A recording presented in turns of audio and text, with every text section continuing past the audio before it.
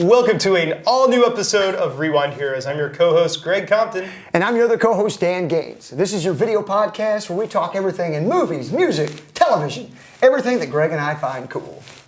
That's right, and today we're going to be reviewing a small little movie, Trolls, right? No? I'm out. No? Oh, that independent film, that little one called Rogue One, right? That'd be the one. I think Dan is a little excited about this. I can't wait to get into this thing. Let's not waste any more time. Let's just get straight to the rewind. Let's get there.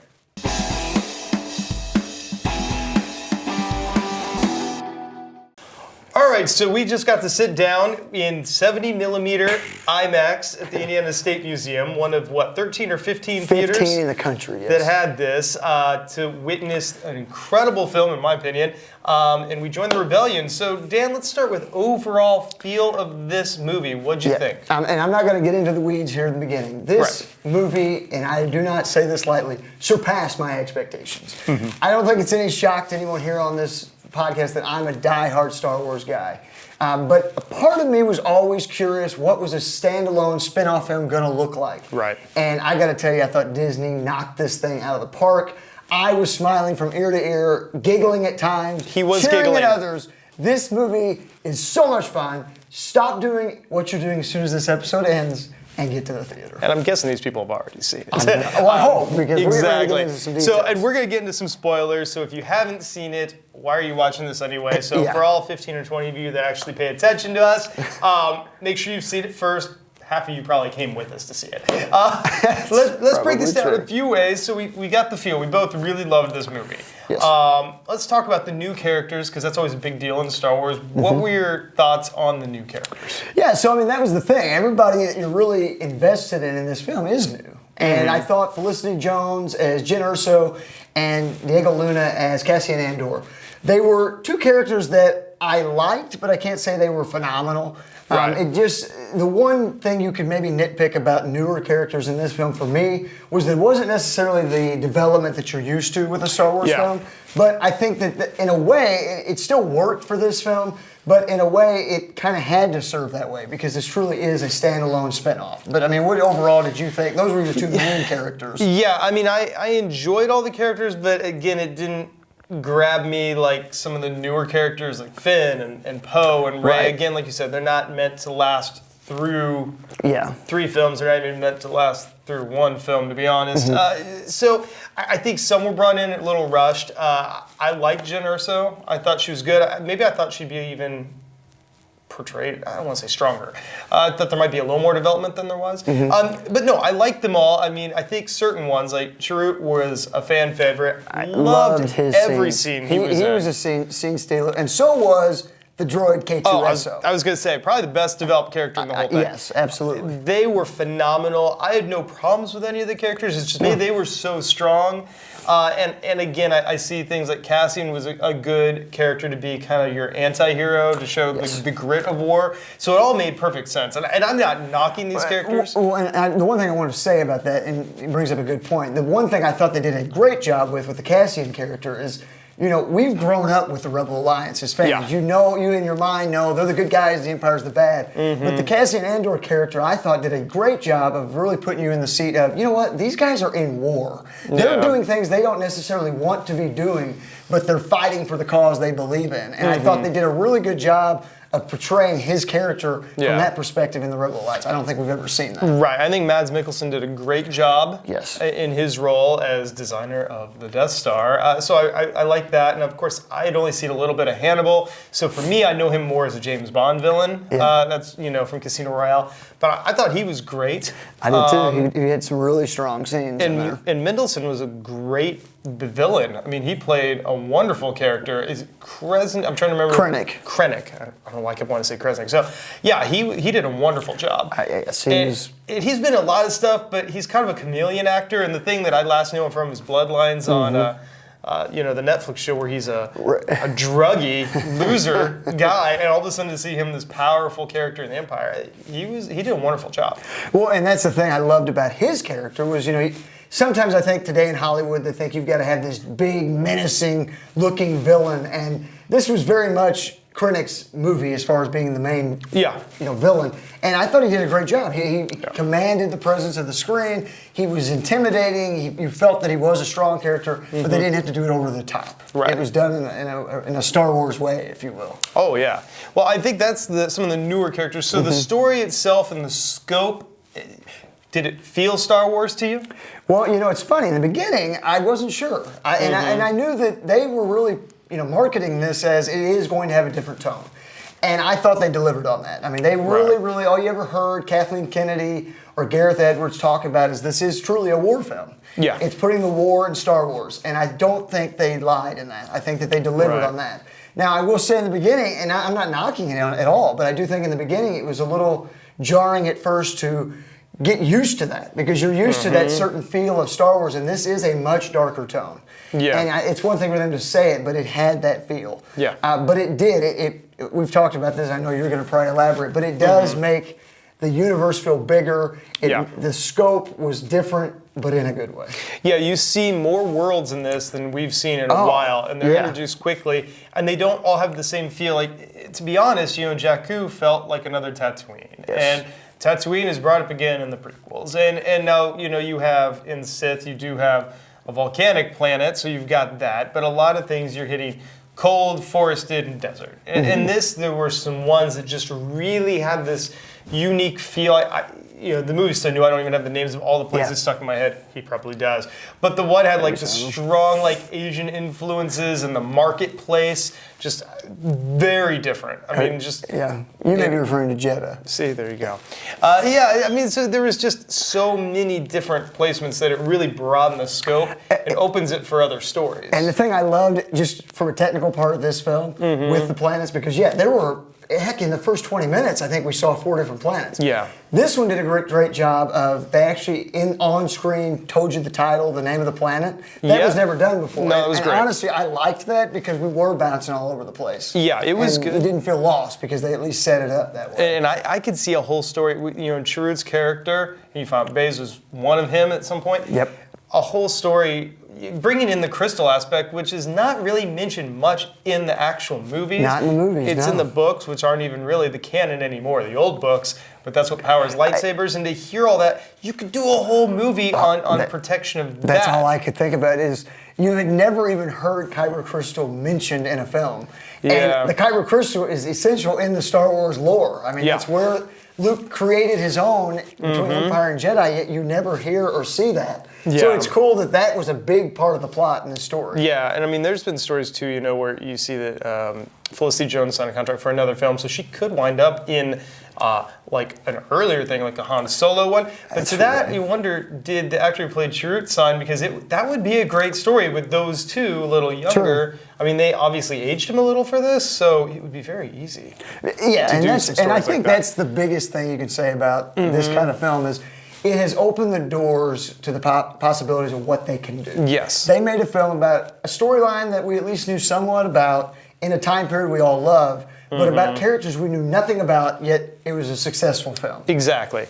There were some other things that didn't have the scroll, which I think you could have. A lot of times the scroll ends and you're in space. Yep. I wondered because they have so many early shots where they're on a planet, but it started in space. So there was the opportunity for it, and we'll talk score in a minute, but you had the do-do-do sound as just a solid shot, and you're thinking, that was a little jarring, a little weird, then to come back to a title. That was one of my bigger gripes. Is that one could argue that this particular film, because it is a standalone film, needed a scroll more than anything. And a scroll is so part of Star Wars, not just in movies. It's in the video games, the comic books, the novels. They all have kind of that opening prologue to get you in the movie, let you know what's kind of going on. So, to me, I know that they explained they didn't do it because that was more of a saga thing, but I think they missed the boat on why it's important for the story. It takes a minute, unless you've read Catalyst, I haven't yet, but it takes a minute to realize where you are at the beginning, which that would have worked. And then I realized, too, when they cut to the Rogue One title, it's to say, here time has passed from this to about another 10 years or whatever, 10, 15 years.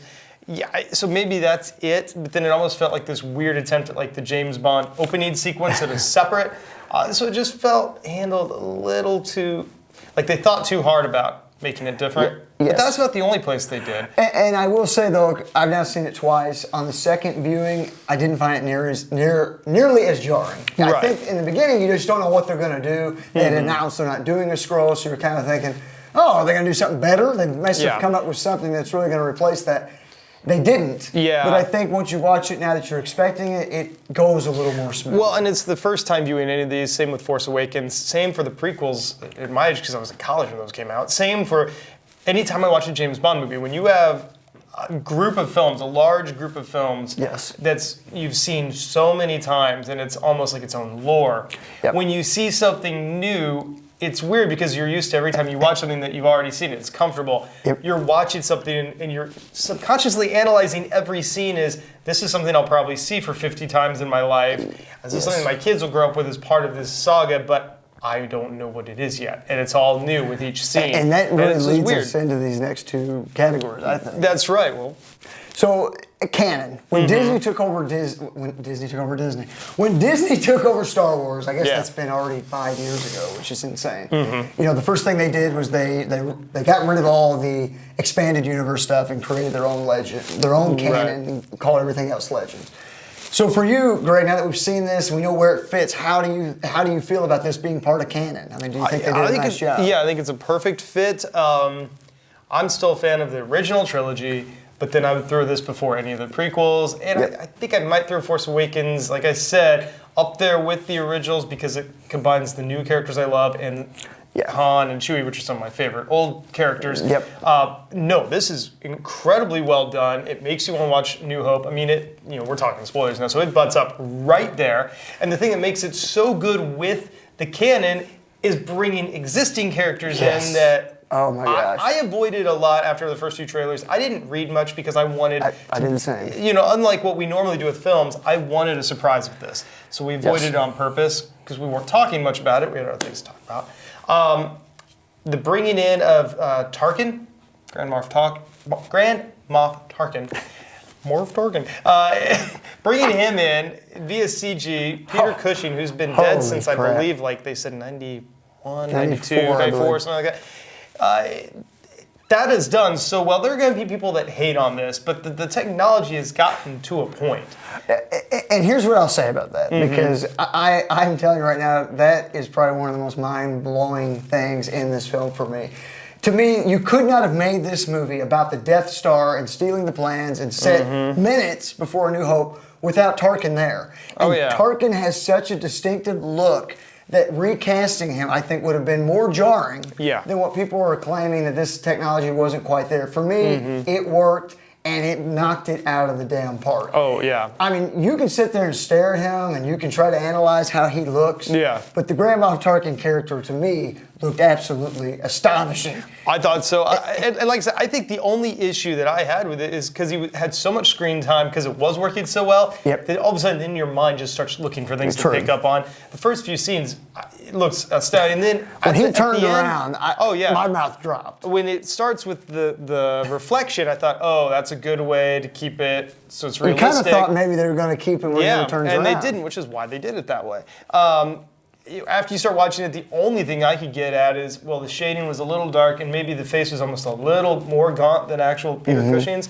But that's really just looking at, I mean, I have no problems with this. I think it was done very well. There's a video that talks about this. I sent it to you. We You need can to look post it that. up. Yeah, Star Wars. If you type in Star Wars Tarkin, you'll find it, where they showed how they cast an actor very similar in build, and the guy that did the vocals work. Looked like a lot went into that. Yeah, and then just revisualizing the face. The other one that I think was perfect was Leia. Yes. Now they said, a young Leia, there's not as many lines, wrinkles, things like that you would have to maneuver. But plus, she was on for only one word, really, a short scene, so it was not enough that your eyes could really look at it and try to... By the time you really analyze it, it was over. And I think hers was done even better than Tarkin's. She was great. I mean, it was a perfect fit, perfect way to bring it all together. But I will say, for that one, for me, it did, I loved it in the moment, but I will say it felt a little unnecessary. Like, did we really need Leia to turn around and say hope? No, she didn't need to say the word, but I liked seeing her. And the thing that I think though we all knew she was on the blockade runner. Yeah, but to me it was like, hey, look what else we can do. But it's just, I'll tell you the one thing that actually threw me on that, which is total opposite of Tarkin. because her face was so good, at first you see just the back end of like the white outfit being handed, you don't see the face. And you're like, okay, that's maybe how they would have done it if you weren't gonna show the face. So that almost like felt like, oh, they're setting you up for something, and then it turns around, you're like, I'm surprised that's even better than I thought. True. You could have just had straight on from the beginning because it's just a straight cut to it of her being handed it. They were proud of the reveal, you could tell. Yeah, yeah, and I almost felt like they set it up too much with the behind and the turn, just like Tarkin. It's like they could have just gone straight for it. That's true. I liked it. I thought it was a really nice nod. I loved it the first viewing. The second one, I didn't love it as much. I'm not gonna lie. But I think the thing was, when we're in that theater the first viewing, on both of those characters revealed, you just heard a gasp. That's true. That's what they're going for. And you had some outtake footage of pilots that was brought in just for little bits. Yeah, so that was well done to a point. I didn't even catch it. Oh, okay. I didn't even catch it. Because if you didn't catch it, it's the gold leader and the gold leader and red leaders. And this is just old footage from the original film that they had cut. It was on the cutting room floor. So they didn't recreate anything. They just put it in the film, and honestly, it fits seamlessly. I mean, if you didn't know to even look for that, and you were just watching it, there's no way you would have a clue. That's true. Now let's hit the one last thing, and then well wrap this up because we're trying short episodes. I know, this is hard. Score. This was not a John Williams score, and he had only, I always say his name wrong, Michael Giacchino, there you go. Okay, did Jurassic World? He's JJ's boy, kind of like Elfman is Tim Burton's boy, and and John Williams. He brought Star Trek back. I mean, that's one of the bigger ones he's done so many. Yeah, he did Incredibles. I didn't realize that. I didn't know that. And Inside Out. Man, I loved that music. Incredibles was great. God, you learned so much on this show. I know, but he only had 4 weeks to put this together. He came in when they basically did not like the previous score. Yeah, so that's not it takes me a long time to write a 3-minute song. All right, so we'll just go with that. I think it was actually, I think it's a great soundtrack. Or score. People are knocking it because it's not Williams. There's a couple things they're not knocking it because it doesn't have the traditional Star Wars theme at the beginning, and it doesn't have that at the end. It has more like these suites at the end, but it doesn't have that traditional overture. My biggest complaint, and I'll get yours, and we've talked about it, and I think you just got to get used to it. When it pops the Rogue One logo, you start to hear the theme, da da da da da, and then it changes to a couple notes and drops down in a strange way. Which at that point, why did you even stick with the da da da da? Why don't you just completely different versus, and me, I do TV commercials, so I have access to a music library, and 90% of that are slight takes on original songs, but they get by copyrights, and it almost felt like that. That was the one thing that took me out of it a little bit. The rest of the score I was totally fine with. What were your thoughts? Well, to kind of piggyback off what you just talked about, now, I agree with you. That when the Rogue One title came up, it was weird. But then after you go back and you listen to the soundtrack more, that's actually the main theme that they've got going throughout the film. So when you first hear it, it does feel like kind of like a knockoff. They didn't play what they meant to play. Yeah. But then it does fit with what they continue to play throughout the film. For me, here's what I'd like to say is, it'd be interesting if we went into the movie, and this would never happen, but if we went into Rogue One and we were told that John Williams scored it. Let's just say we were told that. And you watched the film. My question would be, would we leave the theater, all of us, saying, my God, John Williams did it again? Or, because we know John Williams didn't do this film, we're all already going into it, listening to it with a different ear, because you're already like, well, I wonder what he came up with. For me, I'm calling that out because I think I did a little bit of that. Yep. So, for me, when I first watched it, there were certain things that felt out of place for me. It did not feel necessarily like Star Wars in parts, especially in scenes where the Empire is so prominent, and not to play the Imperial March just seems like blasphemy to me. True. But there are notes that are mixed in. They have notes that are in there, but there's scenes that it just seems so obvious to have the loud, hard march, and they didn't do it.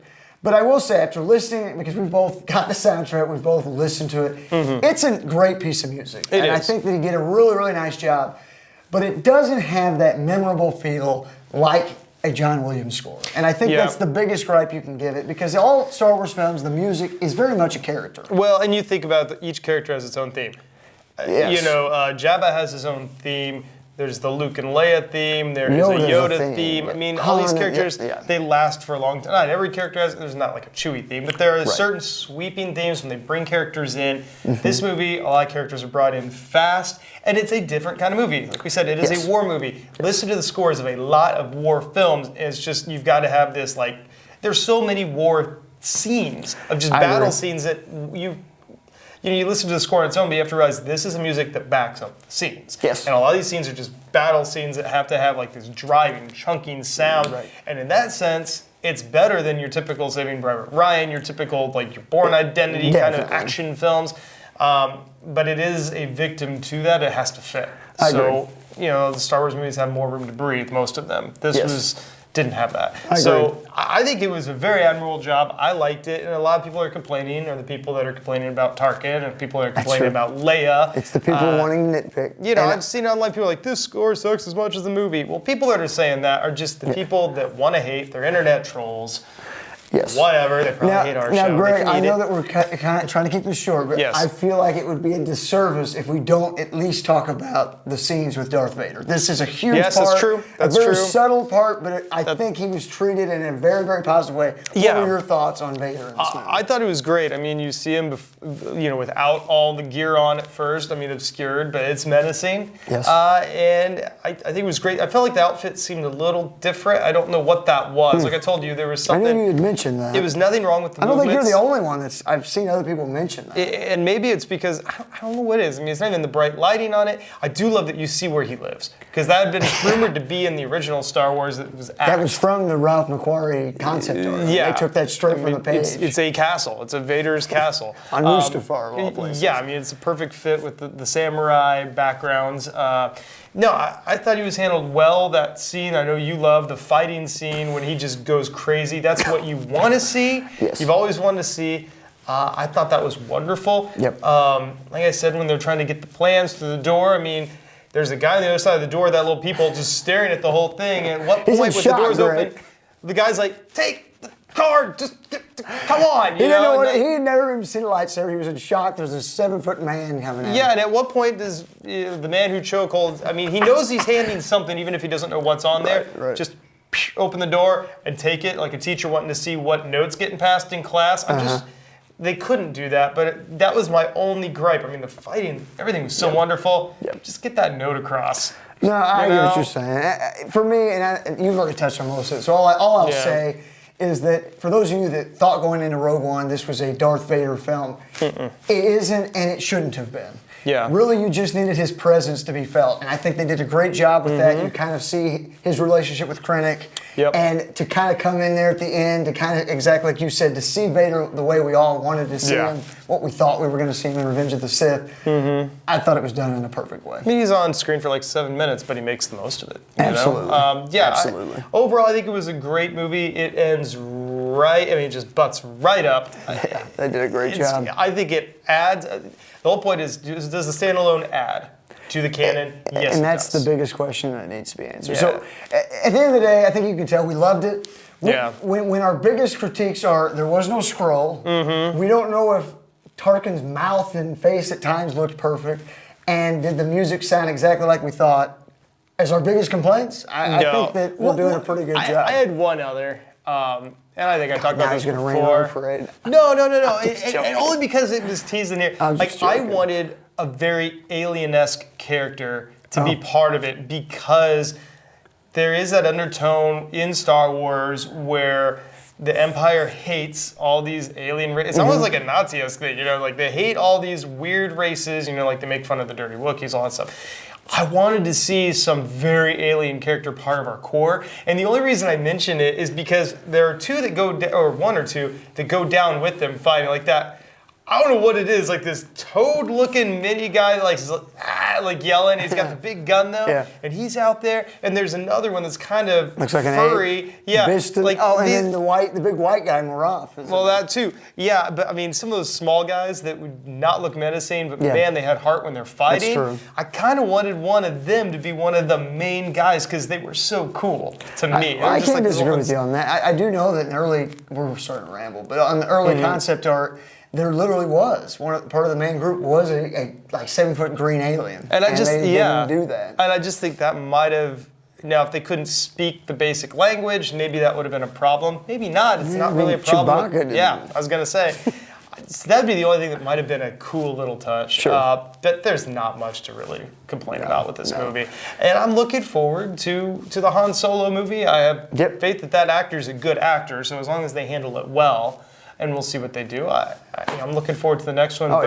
We've got another episode in the new trilogy coming up next year. So, and it's weird. We've done this almost a year. Now, I predict in the future we'll do an episode where Dan says it's only been 6 months, but we've done this for about 10 months. Time flies when you're having fun, Greg. And the first episode was a slightly delayed review of Force Awakens after we'd seen it on our second viewing. I think that's why it felt like that. Yeah, I mean, we saw it on our second viewing, or my second viewing. You're like 10th viewing of it or whatever, in this same theater. So it's kind of cool that it all came full circle. We're ending the year and on another Star Wars movie, which it's almost every year we'll be doing a Star Wars movie. It's pretty cool. I can't get enough of it. Well, where can they find us on the web? Yeah, so please check us out, guys. We're on Facebook, we're on Twitter, Instagram, simply at Rewind Heroes. If you're looking for me, I'm at Dan Gaines on all those as well. What about you, Greg? G Compton007 on Twitter. So much for short format. This is all we talked about, but this one's long. Only once a year, though. That's right. The next one will be short. And hey, we didn't talk about the Blade Runner thing. We didn't talk about the Homecoming trailer. There's a lot of stuff going on right now. But keeping it shorter for you.